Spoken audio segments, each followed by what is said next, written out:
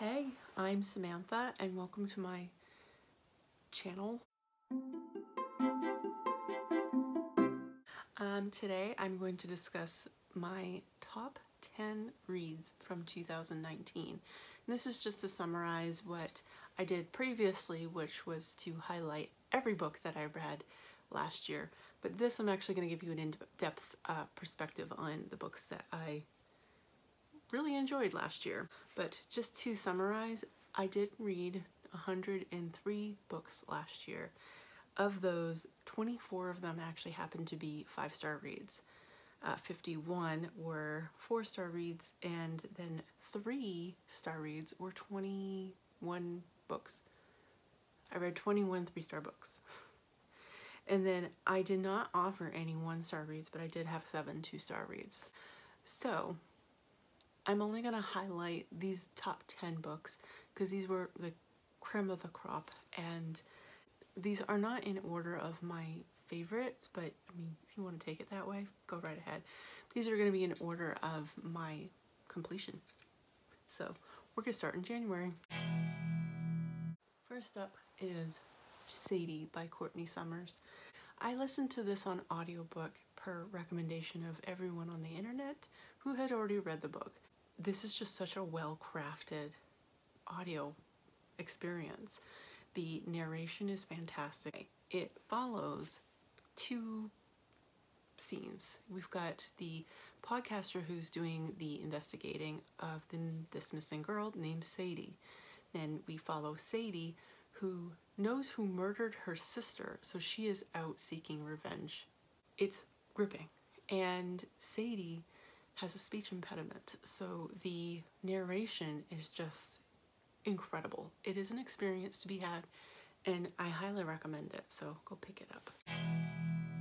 We've got Vengeful by V.E. Schwab. Now this is the second book in the Villains series. This book follows the surviving cast from the previous book, and anyway, we meet more people, and they are villainous. They're gray area characters, and they are well-rounded, which is why I love this book. Vicious, which is the previous book in the series, is about these 2 PhD students, and they're collaborating on a paper on extraordinary abilities, and they want to figure out how one can get them. They discover they have to experience a near-death experience, and so they go out of their way to try to die and then resurrect themselves. Anyway, there's something that goes all wrong in between them, and so they become arch nemesis. They're at odds, and it is an amazing, again, it's really about the characters. I am a Mitch fan through and through. Love this book series, and go ahead and read it. Now, yes, this is the last book in the series, and this was my favorite. This book actually features one of my favorite endings of all time. It's so well-rounded, and it's suited for the entire, probably the entire series. It's not the entire series. There's a continuation series, which we'll see that in the next video. But anyway, yes, to get to this book, one has to read the other 2 books. It's a lot of reading, but it's worth it. So this follows a bunch of a man named Kelsier, who is a Mistborn, which means that he can consume all metal types and use them to give him superpowers, basically. He meets this young woman named Vin, and she is just discovering that she has these abilities to consume metals and do all sorts of things. It's one of the coolest magic systems that are around, so I highly recommend. All My Friends Are Superheroes by Andrew Kaufman. It's about a man named Tom. He is no superpowers at all, but he's marrying this woman who has superpowers. Her name is the Perfectionist. She's anal retentive and very organized. And at their wedding, her ex-boyfriend, this hypnosis guy, hypnotizes her to believe that he is invisible. She's convinced that he left her So she decides she's going to move to the other side of the country. So she gets into a plane. Tom's mission is to convince her that he's still around, and he's trying to figure out a way to do that before the plane lands. And if she still doesn't know that he's there by the time the plane lands, then he will walk away from their relationship. This book is so touching, it's romantic, and I think I cried a little bit. My Sister the Serial Killer by Oink and Brightway. This book follows these sisters. One is a nurse, and she's very good at cleaning things up. She's the older sister to her perfectly beautiful, talented little sister who has a tendency to kill off her dates.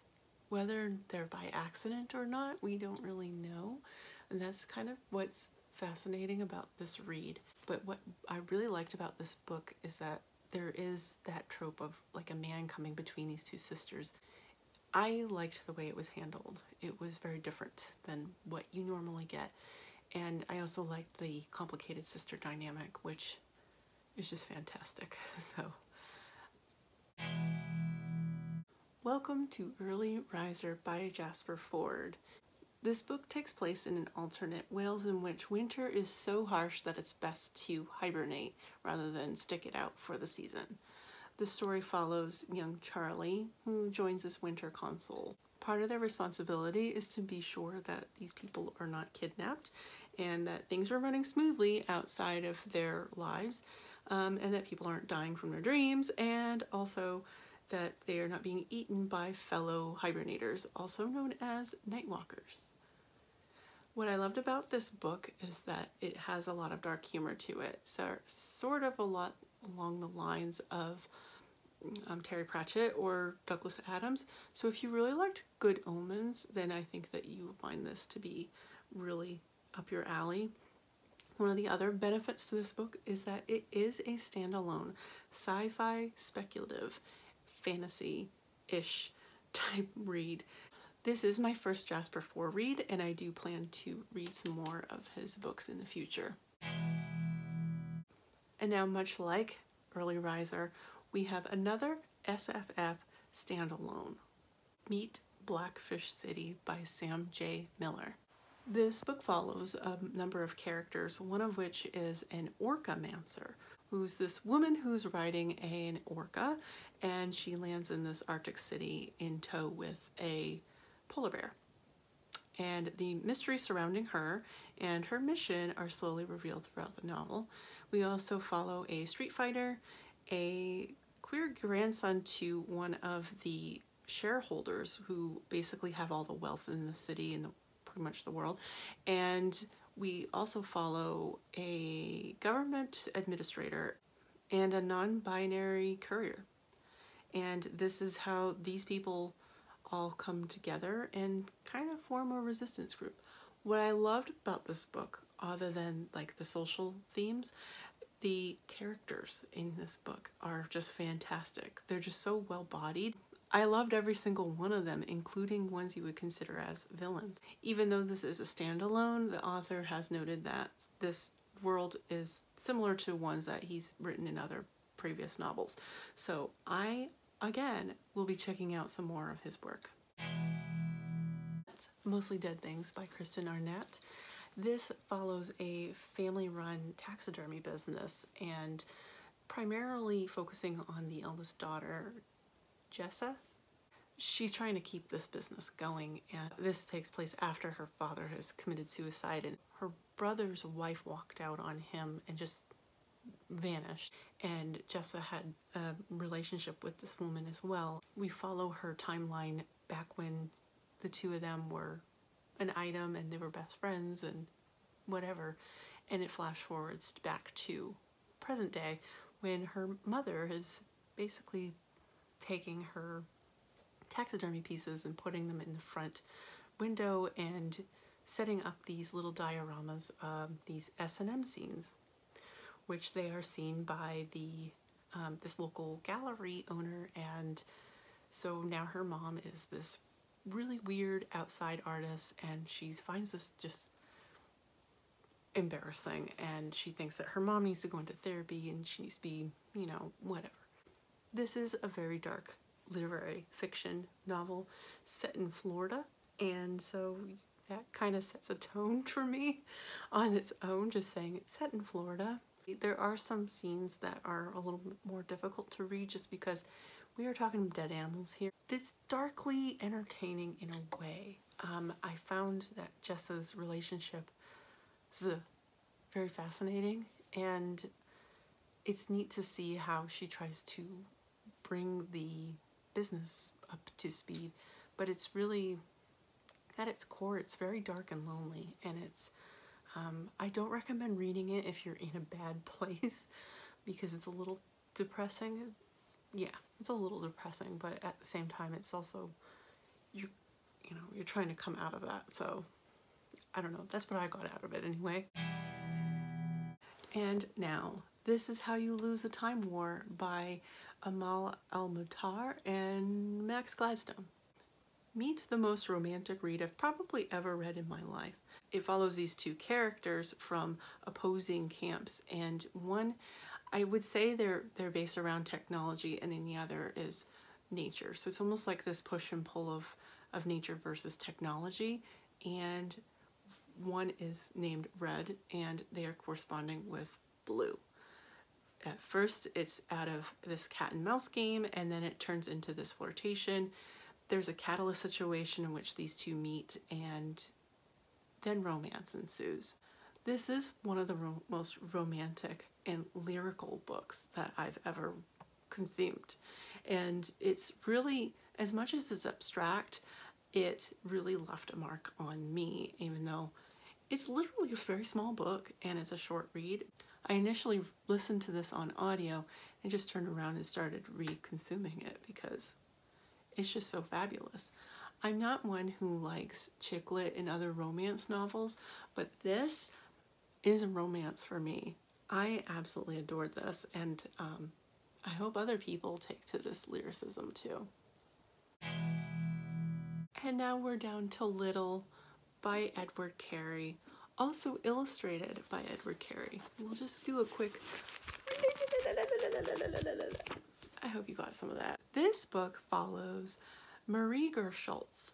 This book follows Marie Gersholtz and how she went from orphan to servanthood to apprentice of a wax sculptor, and we follow it highlights the creation of, and this book is, not this book, and, oh God, my hands are starting to kill me. This book follows Marie Gersholtz and her story of starting out as an orphan, going on to become a servant and an apprentice to a wax sculptor. And this led to the creation of Madame Tussauds Wax Museum. Yes. This is essentially the history behind it and where its super cool roots stemmed from. What I loved about this book is that though it is historical fiction, it reads as this almost fairy tale type, Cinderella almost story. It's just so bizarre and odd. While it does follow Marie's difficult upbringing during the French Revolution, this book highlights human perseverance and how one can really hone in on their creativity in spite of what's going on in the world.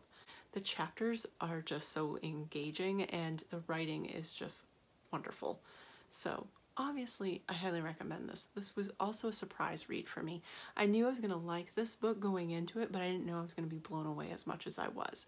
So yeah, I think that you will too. Also, here's the UK edition cover if you can find that. I highly recommend it because it's gorgeous. So that's it for now. I'll leave a link to my previous 2019, I guess you could call it a wrap-up, reads, whatever, down below. And also, up next, my most disappointing books of 2019. So, that's gonna be charming. So, I'll be seeing you around very soon. Thank you for watching. Oh, and I'm supposed to tell you to subscribe to my channel. So, you know, click the subscribe and the bell button. I don't know where the bell button is either, so.